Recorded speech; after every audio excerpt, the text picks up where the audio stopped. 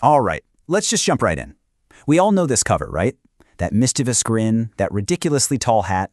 It's a cornerstone of pretty much everyone's childhood. But here's the thing. The Cat in the Hat is so much more than a simple story. It's actually a wild tale that came from a creative dare, a full-on rebellion against being bored. And it all wraps up with one of the most brilliant moral cliffhangers in all of children's literature. So it all kicks off with a feeling we've all had. You've got these two kids, Sally and the narrator, just stuck inside, staring out the window. The book says it perfectly. Too wet to go out and too cold to play ball. The house is clean, it's quiet, and they are just bored out of their minds. It's the perfect setup for, well, something to happen. And you know, this really gets to the heart of the whole book and what we're digging into today. When you're faced with that kind of crushing boredom, what's the alternative? What happens when the answer isn't just a little bit of fun, but complete and total chaos? Now, to really get why this book was such a game changer, you have to understand the world it was born into. This wasn't just about two bored kids on a rainy day. Nope, it was about an entire generation of kids who were bored to tears by the books they were supposed to be reading. Man, this quote just nails it, doesn't it? Before Dr. Seuss, books for early readers were, they were painfully dull, super repetitive, super bland, with absolutely zero imagination or fun. So The Cat in the Hat wasn't just another story, it was a direct attack on that boring status quo.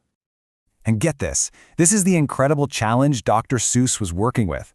His publisher basically dared him to write a book for first graders using a specific list of just 220 words. That's it! He had to build this entire world of thrilling chaos with the most basic vocabulary you can imagine. I mean, talk about a feat of creativity. It's just stunning.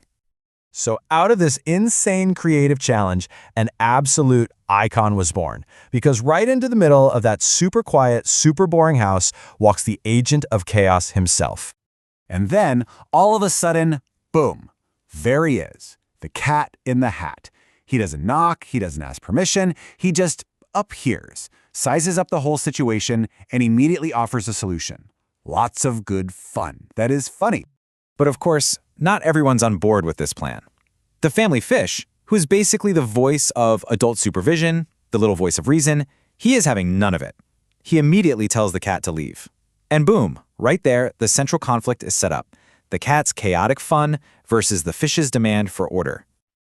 So does the cat listen to the fish? Pfft, of course not. He just ignores him completely. And what comes next is a masterclass in how things can spiral, taking the story from just a simple party trick to absolute pandemonium.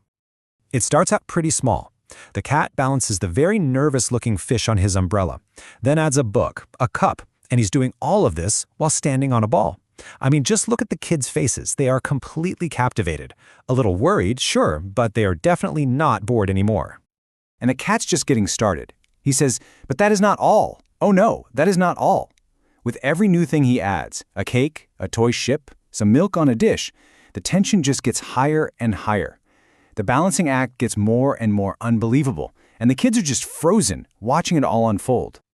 And here it is. This is the absolute peak of the madness. He's holding a rake, he's fanning himself, he's hopping on the ball. It is a glorious, physics-defying spectacle of pure, joyful absurdity. This is exactly the kind of thing those old Dick and Jane books were missing. But you know, what goes up must come down. Inevitably, gravity wins. And crash. Everything, the cake, the fish, the rake, the cat himself, it all comes down in one huge, spectacular mess. The first wave of chaos is complete. So is the cat sorry? Does he stop? No way. He just runs out and comes right back in with this giant red box. And from inside, he unleashes his backup plan. Two little blue-haired cyclones of energy, named Thing 1 and Thing 2. So if the cat's game was controlled chaos, the things are just chaos let loose.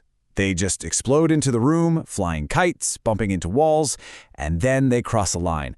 They start using their mother's brand new polka-dotted gown as a kite tail. And that's when you know the fun is officially and kind of terrifyingly out of control. And just as the mayhem reaches its absolute peak, the whole tone of the story just shifts on a dime. The fun stops and sheer panic starts to set in. It's the fish looking at the window, and he spots her.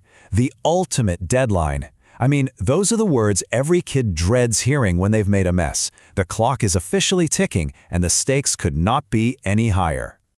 For the first time, the kids, and all of us watching, really see the full scale of the damage. This isn't just a few spilled things anymore. It is total devastation. Pictures are crooked, lamps are smashed, the entire house is a complete disaster zone. The boy, finally snapping into action, grabs a net and catches the things. The cat puts them back in the box and he just leaves, walks right out the door with a sad kind of luck, abandoning Sally and her brother in the middle of all that wreckage.